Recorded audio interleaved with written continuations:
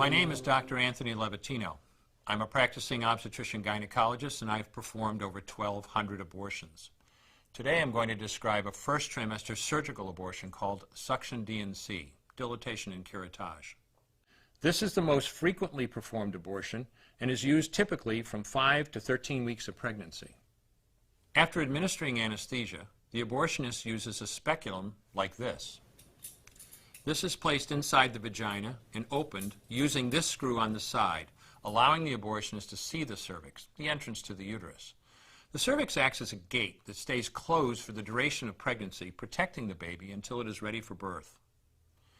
The abortionist uses a series of metal rods called dilators, like these, which increase in thickness, and inserts them into the cervix to dilate it, gaining access to the inside of the uterus where the baby resides. The baby has a heartbeat, fingers, toes, arms, and legs, but its bones are still weak and fragile. The abortionist takes a suction catheter like this one. This is a 14 French suction catheter. It's clear plastic, about 9 inches long, and it has a hole through the center. It is inserted through the cervix into the uterus.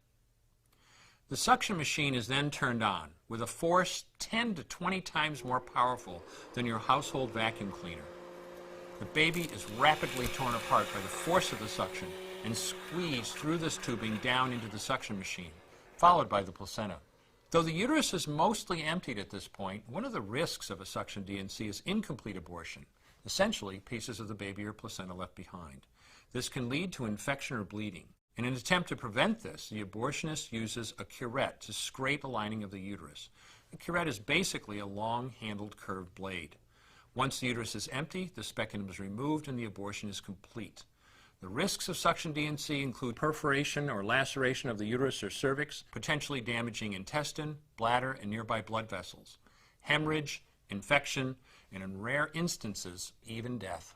Future pregnancies are also at a greater risk for loss or premature delivery due to abortion-related trauma and injury to the cervix.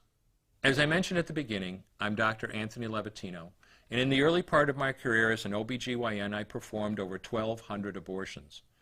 One day, after completing one of those abortions, I looked at the remains of a preborn child whose life I had ended, and all I could see was someone's son or daughter. I came to realize that killing a baby at any stage of pregnancy for any reason is wrong. I want you to know today, no matter where you're at or what you've done, you can change.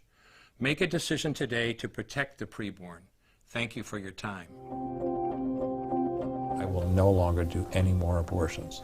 When you finally figure out that killing a baby that big for money is wrong, that it doesn't take you too long to figure out it doesn't matter if the baby is this big or this big or this big or maybe even this big, it's all the same.